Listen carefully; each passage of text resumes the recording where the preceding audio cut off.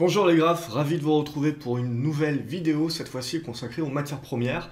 Donc on va parler de l'or et on va parler également de qu'il ne faut pas regarder ce dont tout le monde parle. Donc vous le savez, on parle beaucoup de l'or et on avait déjà parlé beaucoup de l'or. Je veux dire, là si on regarde le graphique, d'ores et déjà l'an dernier, on pensait d'ores et déjà que ça pouvait déjà sortir par le haut. Ce n'avait pas été le cas et on avait eu une correction intermédiaire et donc une structure derrière en tasse et avec anse pour les puristes. C'est-à-dire vous avez ici la tasse et vous avez la anse ici.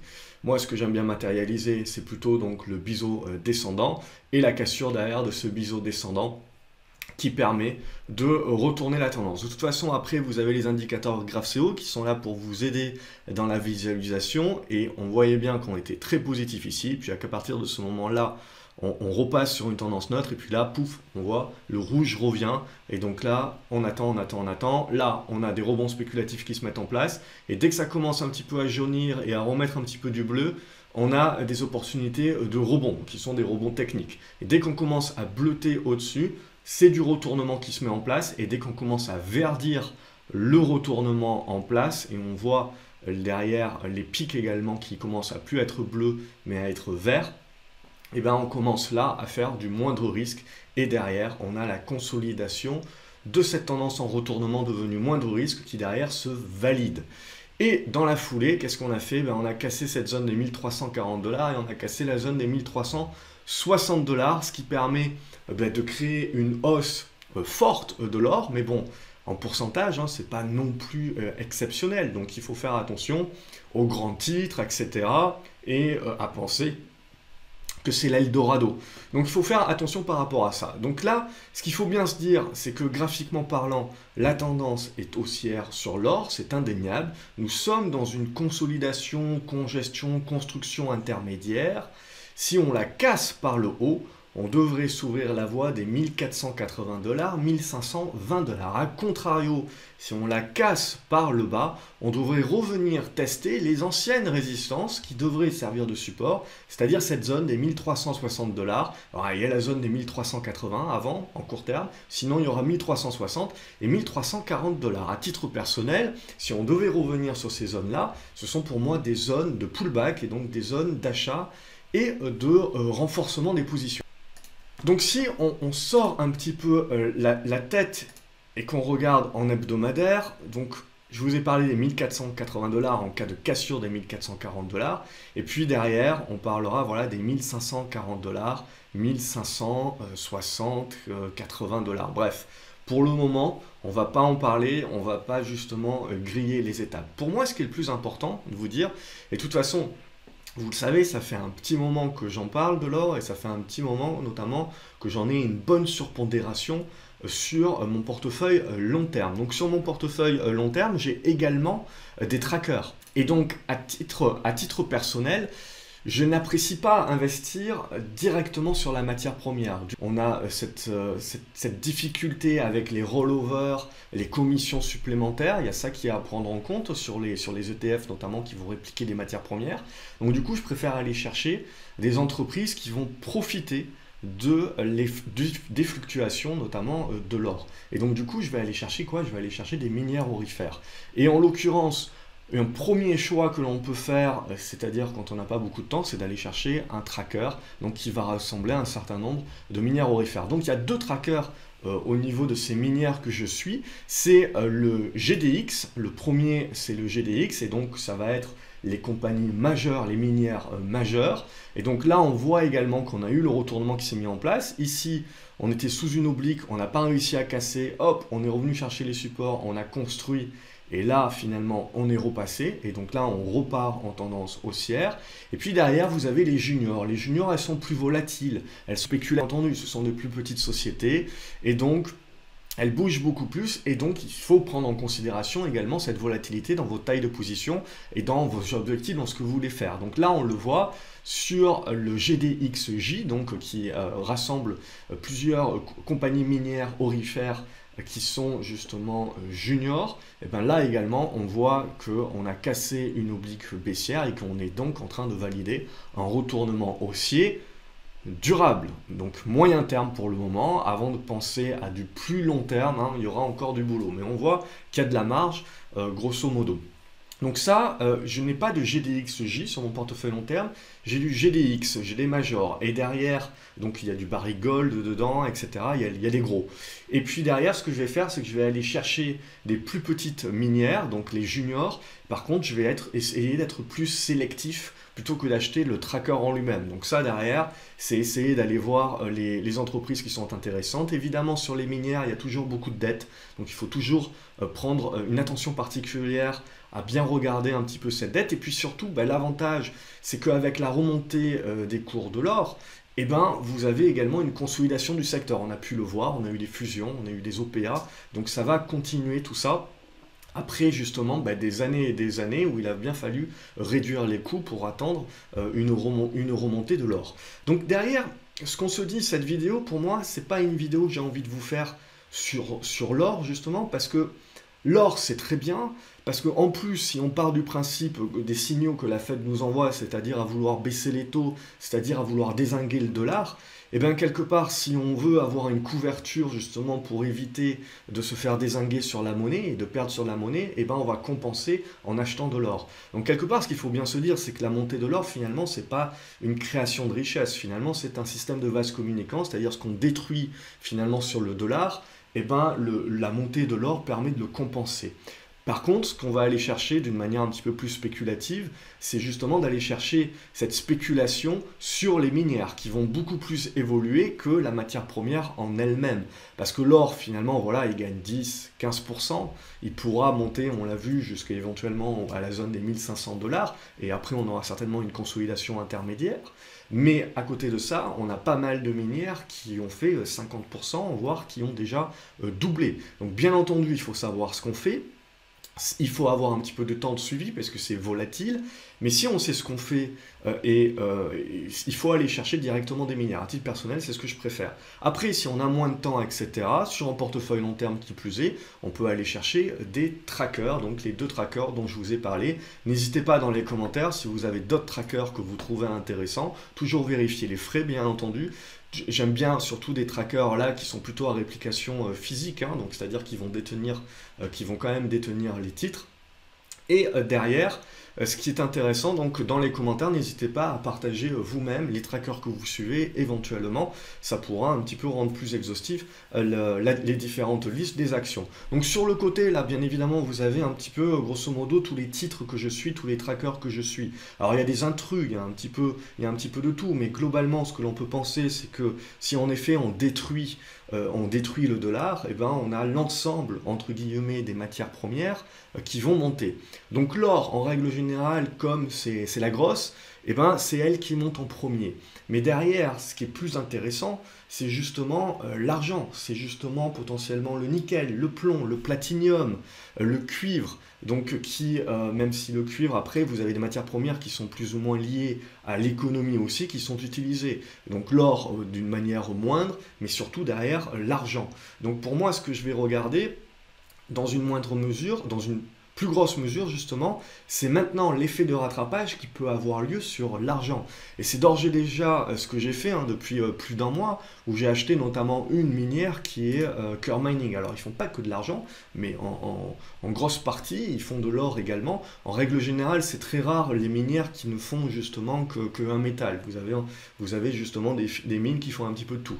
Donc là, clairement, sur Coeur Mining, on voit bien également qu'on était dans une grosse tendance baissière et qu'en fait on a mis en place pour le moment un gros rebond avec des gros volumes qui aura nécessairement besoin de consolider et de construire. Donc je pense, donc j'ai déjà pris une partie de mes profits sur une moitié de position, je conserve l'autre moitié puisque c'est du long terme et dorénavant en fait ce qu'il va falloir c'est avoir la patience de voir la construction et de pouvoir derrière rajouter une nouvelle cartouche et de pouvoir réaccumuler quand justement on aura une construction qui sera valable. Donc tout ça c'est lié à l'argent. L'argent pour moi, quelque part, cette vidéo je l'ai titrée également oublier l'or, mais c'est pas réellement oublier l'or, c'est-à-dire qu'il faut avoir de l'or en portefeuille, je préfère aller sur des minières justement, mais également si on veut aller chercher de la surperformance, je pense qu'il faut jouer sur le rattrapage des autres métaux et et justement de l'argent. Et puis derrière, évidemment, vous avez les autres comme le cuivre également,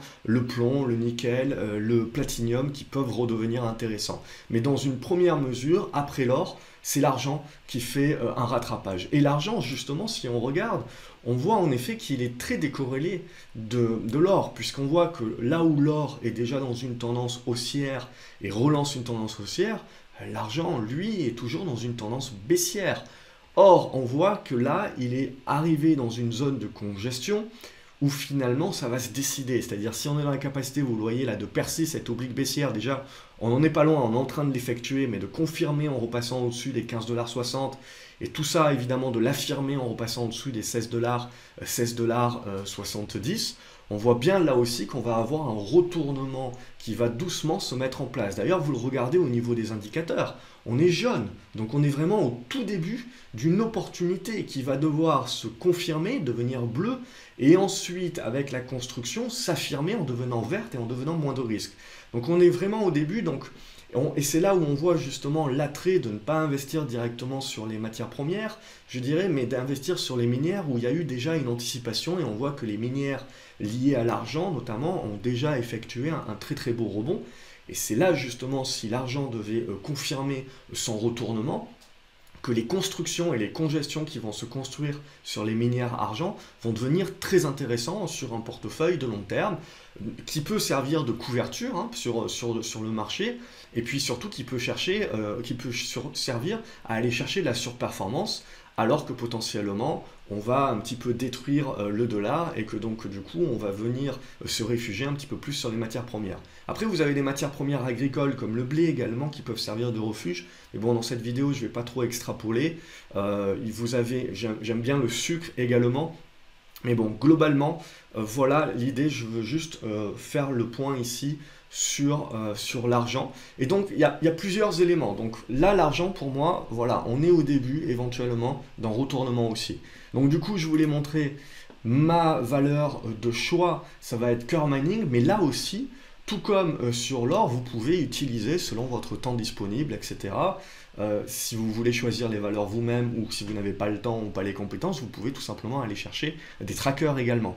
Donc le premier tracker que je veux vous proposer, c'est le Silver Trust, donc c'est le SLV. Et donc là, on voit, de toute façon, lui, il suit globalement directement l'argent. Donc comme je vous l'ai dit, c'est pas, si vous voulez mettre directement la matière première, voilà, très bien. Mais c'est pas essentiellement celui-là que je vais suivre, parce que j'aime bien aller chercher quand même de la surperformance, et donc je vais aller chercher cette surperformance directement sur des minières. Et donc un autre tracker également que je suis, c'est celui-ci, notamment le Global X Silver Miners, donc avec un petit nom de code SIL, et celui-ci également, on voit qu'il est au tout début d'une tendance de retournement, on voit donc il a encore pas mal de boulot. Donc sur l'argent, à contrario sur l'or, les trackers, je ne les trouve pas réellement intéressants. Alors, ils sont tout simplement très liés à l'argent directement, alors que si on va chercher justement spécifiquement des minières argent, on voit également qu'elles ont bien évolué. Pourquoi? Parce que la plupart d'entre elles ne sont pas 100% argent, elles ont un petit peu de tout. Et donc ça leur permet également d'avoir cet aspect spéculatif lié également à l'or et pas que à l'argent. Et donc elles sont également plébiscitées sur l'ensemble, on va dire, de la montée des différentes matières premières. Et donc c'est notamment le cas de Coeur Mining. Donc à contrario, donc sur l'or, je vais sur du long terme aller chercher du GDX, et puis derrière je vais aller chercher des plus petites, donc Harmony Gold, Yamana, etc. Il y en a d'autres, il y avait Alacer également aussi, sur laquelle il y avait un bon coup à jouer. Je vais aller chercher directement sur les sociétés. Sur le cuivre également, je vais aller chercher également plutôt les grosses sociétés, les grosses minières, donc notamment Antofagasta. Et puis derrière, sur l'argent, je vais aller chercher voilà, également des sociétés, donc je ne vais pas travailler sur tracker. Donc je vais aller chercher, pour moi, vous avez Coeur Mining. Derrière, vous en avez d'autres, donc comme Endeavour Silver. Donc ça, on le voit, Là, dès qu'on est plus spécifique sur de l'argent, eh ben, on voit qu'on suit directement, on suit l'argent, on suit la matière première. Alors que si vous prenez finalement la société qui, elle, est plus généraliste sur du mining, on voit que la tendance haussière, finalement, avait bien commencé en 2016 et qu'on était jusqu'à présent dans une consolidation. Et on a exactement la même chose sur Pan America. Donc c'est des gros, hein. Je vais pas, vous pouvez décider d'aller choisir des toutes petites sociétés. D'ailleurs, utilisez les commentaires si vous voulez en parler. Mais à titre personnel sur un portefeuille long terme, je vais plutôt aller chercher quand même des sociétés qui sont dans le top 5 aujourd'hui, donc qui vont avoir en plus éventuellement un aspect spéculatif en termes de fusion et d'acquisition. Ouais, comme par exemple Pan American Silver, également on le voit, un très très fort rebond en 2016, donc c'est là aussi où vous voyez tout l'aspect spéculatif et de surperformance que vous pouvez avoir finalement sur une minière, une société qui est très fortement corrélée à la matière première directe, donc comme l'argent, alors que vous avez une hausse dans une moindre mesure qui est faite sur la matière première en elle-même.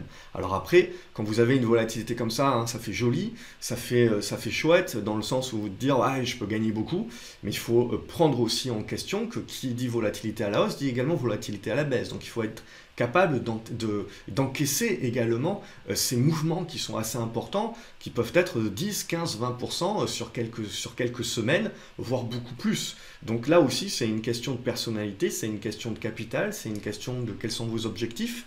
Et donc c'est là aussi où rentre en ligne de compte éventuellement que des trackers peuvent être plus adaptés à certains profils qui veulent éviter d'avoir trop de volatilité pour éviter de se poser trop de questions. Ou alors, il faut tout simplement adapter la taille des positions pour éviter que les émotions rentrent en ligne de compte, alors que ça peut bouger énormément sans pour autant remettre en cause la tendance haussière de long terme. Donc là, en l'occurrence, c'est le cas. Donc ce qu'on voit sur Pan American Silver, hein, c'est qu'on avait eu une tendance bien baissière et que donc du coup, là aussi, comme Core Mining, on a fortement rebondi et on est allé où? On est allé chercher une résistance oblique, ce qui veut dire qu'on n'est pas encore en retournement. On a fait en fait un gros rebond et maintenant on va construire et on va congestionner ces rebonds-là. Et seulement sur cassure haussière de ces congestions, on va pouvoir commencer à parler de retournement. Ce qui moi m'intéresse quelque part, c'est que finalement quand on met un petit peu d'or sur son portefeuille, eh ben, on a déjà des tendances là qui sont bien haussières, qui sont bien moindre risque. Et on va en fait rajouter derrière de l'argent et des sociétés, des minières qui sont liées à l'argent, qui elles sont en début de retournement.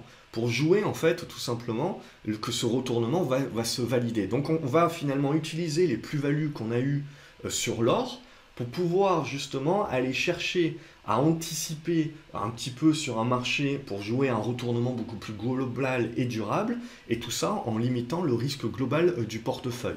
Donc voilà un petit peu comment on peut jouer également en termes de vase communicant sur un portefeuille, c'est-à-dire en allant chercher d'abord les gros, ça marche comme ça sur les actions, hein, très souvent, quand vous avez des marchés qui se retournent, c'est d'abord les grosses caps qui vont remonter, et ensuite on va aller chercher de la surperformance et des rattrapages sur les petites caps. Et bien sur les matières premières et l'or, l'argent, c'est un petit peu la même chose, c'est d'abord l'or qui remonte, et ensuite on va chercher le rattrapage, notamment sur l'argent, et après on ira chercher le rattrapage, je pense, sur d'autres matières premières du type plomb, nickel, platinium et compagnie. Donc voilà un petit peu cette vidéo, je vais pas l'élargir, je pense que vous avez compris l'idée. De toute façon, je fais des analyses en permanence sur ces sociétés-là et puis je continue à gérer mon portefeuille long terme et c'est ce que également, j'en parle énormément au sein de l'Académie des graphes. Donc voilà un petit peu pour moi l'ensemble de cette vidéo et pour conclure, donc c'est que c'est pas d'oublier l'or évidemment, c'est que l'or c'est très bien, c'est dans une tendance haussière, mais je pense qu'on peut aller chercher justement à gratter sur de l'argent. Je pense que c'était déjà le cas et je l'avais déjà expliqué notamment au sein de l'Académie des graphes, mais je pense que maintenant ce qui va être intéressant, c'est que là on a eu la première phase et ce qui va devenir très intéressant maintenant c'est cette deuxième phase. Donc c'est une phase d'observation justement pour pouvoir derrière, soit on avait déjà pris les positions pour pouvoir savoir quand est-ce qu'on va renforcer ces positions, soit pour commencer à initier une première ligne pour jouer le retournement beaucoup plus durable. Voilà, j'espère que cette vidéo vous a plu, n'hésitez pas à mettre un pouce en l'air si tel est le cas, ça fait toujours plaisir et ça motive, et puis dans les commentaires je vous attends, hein. Évidemment je ne peux pas vous présenter toutes les valeurs, donc Vous n'hésitez pas dans les commentaires à me parler de vous, quelles sont les matières premières que vous suivez, quelles sont les valeurs attenantes que vous suivez, ou les trackers éventuellement. Et puis derrière également, à vous abonner à la chaîne, comme ça vous ne loupez aucune autre vidéo que je publie. Je vous dis à la prochaine et vous souhaite une excellente journée. Salut les graphes!